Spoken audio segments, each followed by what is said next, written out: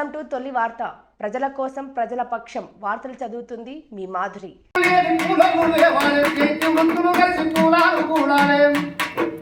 బీసీలు లేవాలి, కూలీలు రావాలి, చేతి వృత్తులు చేసే కూలాలు కూడాలి, రైతులు కూలీలు రంగంలో దూకాలి, బహుజనుడు ఏకమై పరిగీసి నిలవాలి, బహుజనుడు ఏకమై పరిగీసి నిలవాలి.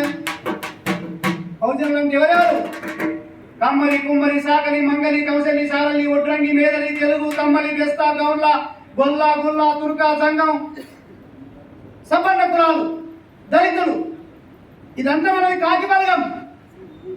కాకి బలగం ఎక్కడంటారు కదా, మన కాకి బలగాన్ని పిలువాలయ్యా, ఈ బహుజన రాజ్యాన్ని గెలవాలయ్యా, మన కాకి బలగాన్ని పిలువాలయ్యా, ఈ బహుజన రాజ్యాన్ని గెలవాలయ్యా. బహుజనుడు బగ్గున మండాలయ్యా, తోడ గుండెల్లో బర్మలై తేలాలయ్యా, బహుజనుడు బగ్గున మండాలయ్యా, తోడ గుండెల్లో బర్మలై తేలాలయ్యా. పుడుతూనే పూసామి తేలేదు భూముల్ని, భూమి పుట్టిన కాంచి దున్నింది బీసీలే, భూమి పుట్టిన కాంచి దున్నింది బీసీలే.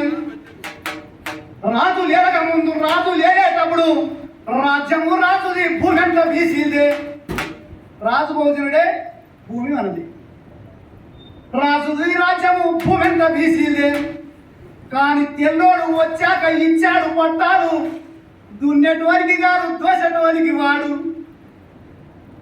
దున్నేటోనికి భూమి రాలేదయ్యా, తొలకున్న భూమి పోలేదయ్యా. క్షమించాలి పెద్దలు, చిరంజీవి సార్ని నేను మర్చిపోయినాను, దగ్గర తీసుకుంటూ. దున్నేటోళ్ళకి భూమి రాలేదయ్యా, తొలకున్న భూమి పోలేదయ్యా. బహుజనుడు బగ్గున మండాలయ్యా, తొలకుండెల్లో పడమలై తేలాలయ్యా. బీసీలు లేస్తేనే ఎల్లిండు తెల్లోడు, బీసీలు చస్తేనే తెలంగాణ వచ్చింది. ఏమన్నా బీసీలు లేస్తేనే ఎల్లిండు తెల్లోడు, బీసీలు చస్తేనే తెలంగాణ వచ్చింది. రాష్ట్రంలో బీసీలు సగం మంది ఉంటే మా ఎలుమలు దొరలు ఏదేటి పాలకులు.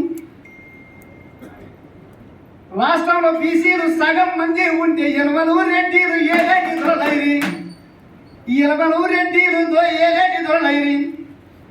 దోసేటి భూస్వామి కాసేటి పాలకులు, ఈ దొరలు దోపిడీదారు దోసడైనా వేరు. ఈ కోట్లాది బీసీలు కలిసి వస్తే దొరలు కొట్టుకొని పోతారు, మనము లేస్తే.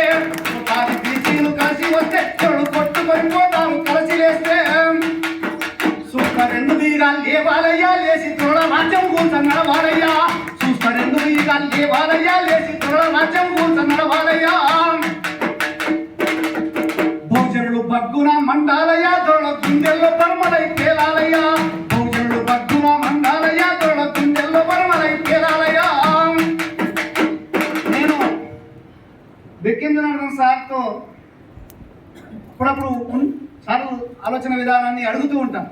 సార్, జయశంకర్ సారు తెలంగాణ సిద్ధార్థకర్త, తెలంగాణ జాతిపిత, మహాత్మా గాంధీ దేశానికి ఎట్టనో మనకి బీసీ మహనీయుడు. అట్లా మరి కేసీఆర్ని నమ్మి మొదలుపోతున్నాడు, మరి బీసీని ఎందుకు వెనక్కి తీసుకురాలేడు, వెనకేసుకొని ఈరోజు రాజ్యం ఎందుకు తేలడం నేను అడిగిన సార్ని.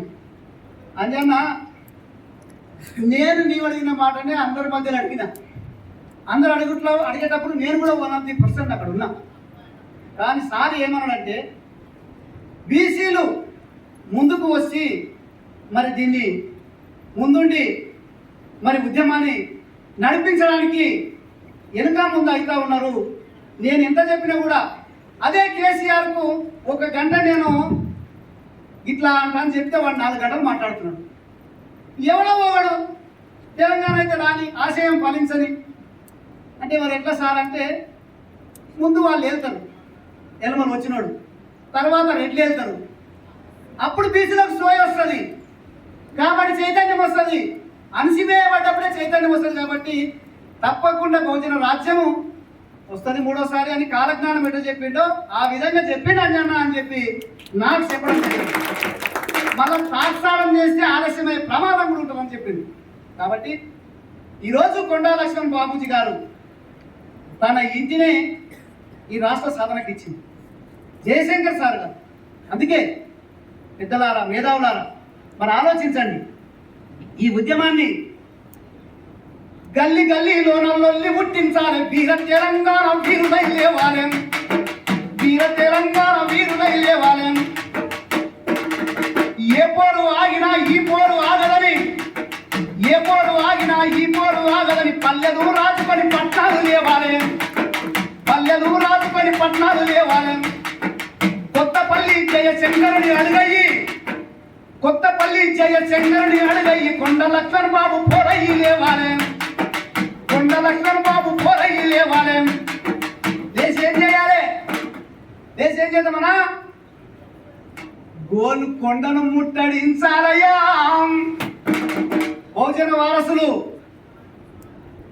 మరి సర్వాయి పాపన్న వారసులు ఇక్కడ ఉన్నారు, పండుగ సాయన్న వారసులు ఇక్కడ ఉన్నారు. మరి వీళ్ళంతా కూడా వాళ్ళ లక్ష్యం ఏంటి?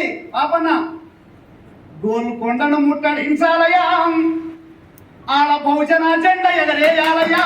గోల్కొండను ముట్టడించాలయ్యా, ఆడ బహుజన జెండా ఎగరేయాలయ్యా. బహుజనులు బగ్గున మండాలయ్యా, దొరల గుండెల్లో బర్మలై పేలయ్యా. బహుజనులు బగ్గున మండాలయ్యా, దొరల గుండెల్లో బర్మలై పేలాలయ్యా. ఇతరారా, నేను ఎందుకంటే సమయము, నేను పాటలు ఎంతైనా పడతానా. పెద్దలకు తెలుసు, లక్ష్మణ్ సార్ కానీ రమణ సార్ కానీ దగ్గర కూడా చాలా మందికి పరిచయం ఇక్కడ. అంటే నేను తదనంతరం ఇంకా పాటలు రాసి పాడతా. ఎందుకంటే ఇది మా రోజు వీరన్న ఆలోచన విధానం. ఏ కులానికి ఆ కులం చైతన్యం అవుతూ మన అన్ని కులాలు కలిసి